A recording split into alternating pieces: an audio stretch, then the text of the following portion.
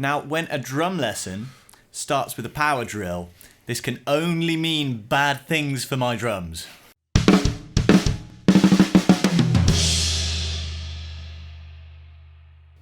Okay, today we're looking at the difference between a floating floor tom and a floor tom on legs. Now, my lovely little Yamaha Stage Custom behind us here has a 16-inch floating floor tom, which has been the murderer of 2 ball joints now because it is just a little bit too heavy to be a floating floor tom. So today we're going to be taking the plunge. We are going to be drilling holes into the shell in order to fit conventional floor tom legs. But I thought to myself, we're currently on yes mounts on this floating tom, which is really unintrusive to the shell. The shell is super free on that mount. It's got a lot of space to vibrate. Is drilling 3 brackets into it and holding it firmly on 3 legs gonna affect the resonance of the drum and make an audible difference to the sound? I don't know. I think Yamaha would say it would. Okay. Let's have a look. It'd be interesting. I've got a Premier with a floating tom and I really want to convert it because it just, I'm always adjusting it. So I'm always adjusting it. So I'll be interested to see what this sounds like. Well, let's take first of all, let's hear how it sounds as it is on that before we drill any holes, and then let's take the plunge. Let's mutilate your drum kit.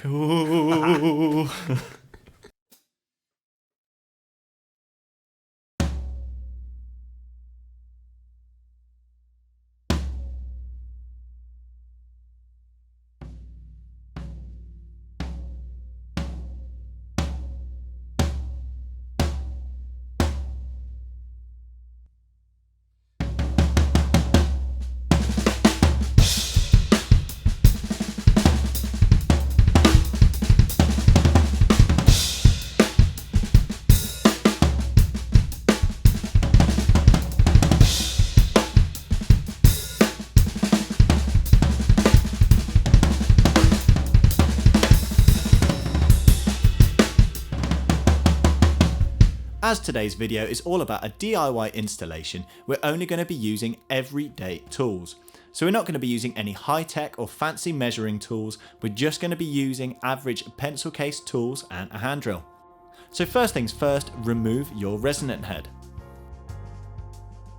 Now the next thing we're going to need is some kind of large surface that we're going to be able to write on. A kick drum head box is absolutely perfect for this. Now start by marking a centre cross in the middle of your work area. This doesn't have to be incredibly accurate, it's just a centre point to mark everything else from. Now as we're using a 16-inch tom today, we're going to draw a vertical line from our centre mark 8 inches up and 8 inches down. We're now going to do the same thing horizontally. This now gives us a guide to place the shell with a centre mark for us to work from. The next step is to take a protractor and we need to mark 3 evenly spaced lines to get our 3 lug positions. Now these will all sit 120 degrees apart from each other. As we're only using a 180 degree protractor here, we'll simply double it over on the other side. Once we have those angles marked, let's take our ruler and carry them from the centre point all the way out to the diameter of the shell. Now as we place the shell back onto our guide, we're able to turn the shell and fine tune where these floor tom brackets will sit compared to our lugs. Once you're happy with your locations, the next decision is going to be how high you want the brackets to sit. Now with this we have to bear in mind clearance for the resonant head hoop, as well as not setting the bracket too high that we're restricted on how high we can have the floor tom. Don't forget to measure the distance between the fixing holes on the bracket to be able to mark both of your holes. Once you're happy with your locations and heights, it's time to grab a set square and mark the holes for drilling. As our shell is a relatively dark finish, we found that it was a lot easier to take off the batter head as well and mark on the inside of the shell where it was much clearer visible for the pencil lines. Once we've got these marks set, it's time for the scary bit.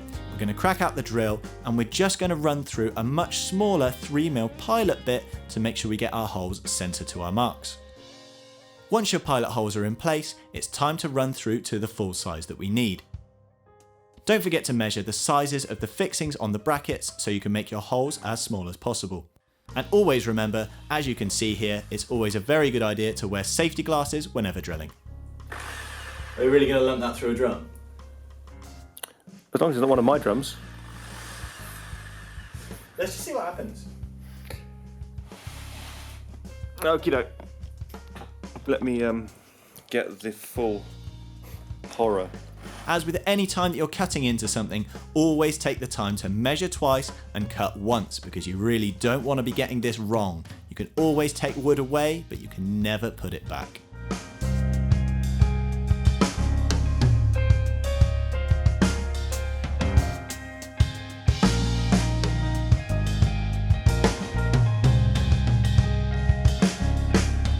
Once all your holes are finished, clean out the openings, wipe the dust off, and screw in your new floor tom brackets.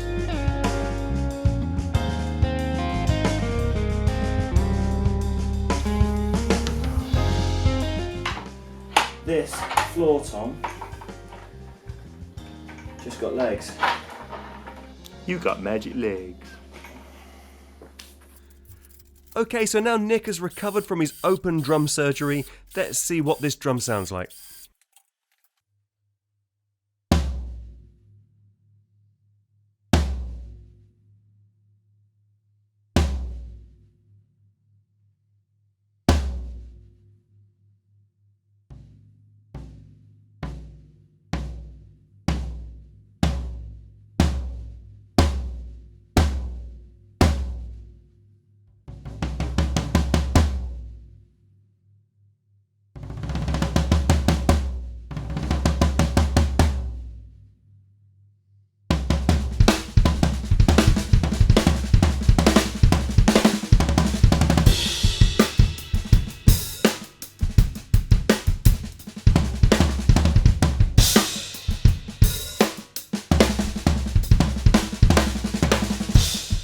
So now let's compare back to back the difference between a hanging tom and a tom with legs.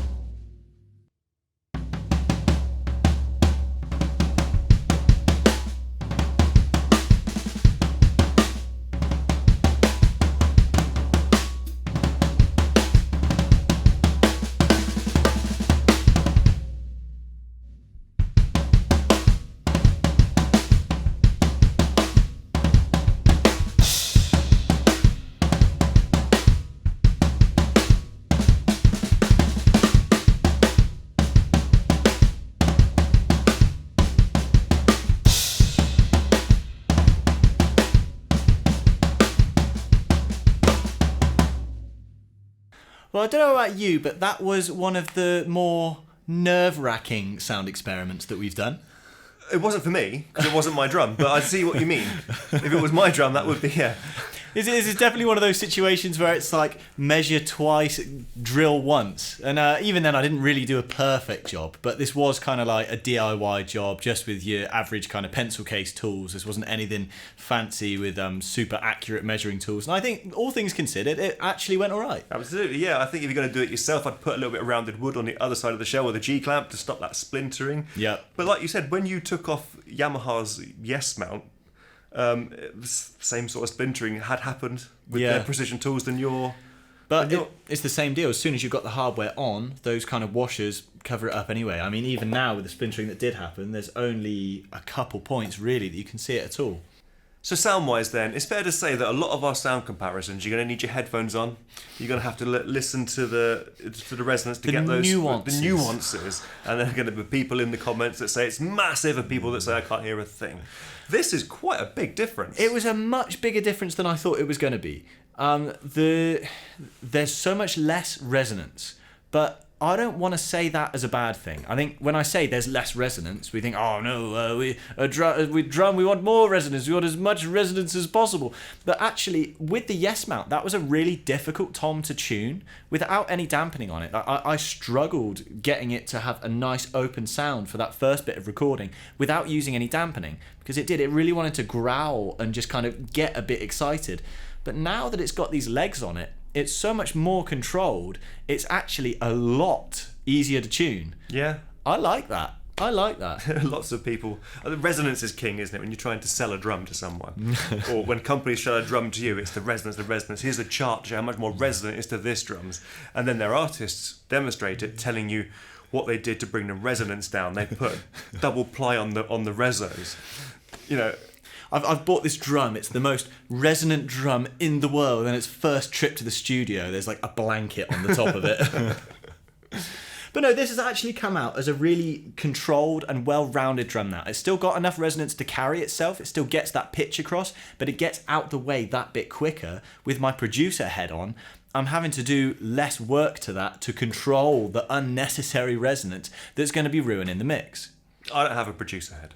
But I've got a drummer head with a practical drummer head, and the stability of it has got to be... Yes. No more broken tom arms. Mm-hmm. I don't have the budget to be breaking a tom arm like every month. And honestly, I prefer the look of it with legs. You hit it, it feels more sturdy. And honestly, you can tell when you're just playing it, it is so much more secure now. Because it really wobbled about on those mounts before. In fact, you probably saw it in the video, the lack of movement that you've now got with the legs. So now you're experienced and competent drilling shells. Competent? Drilling shells. And you've got that Yes mount you don't need anymore. A proper experiment would be to drill that through your babinga. What do you think? Cut. I really hope you guys have enjoyed this slightly more unusual sound comparison and the short tutorial on how to take budget tools to your drum shells. But do let us know in the comments whether you guys prefer the floating floor tom vibe or toms with legs. Are you one of those people that likes lots and lots of resonance, or does the style of music you play call for a lot more control in that sound? If you like this video, don't forget to like and subscribe to the channel. And if you fancy checking out some of our full-length lesson packs, check out our website, drum.dog. We'll see you soon.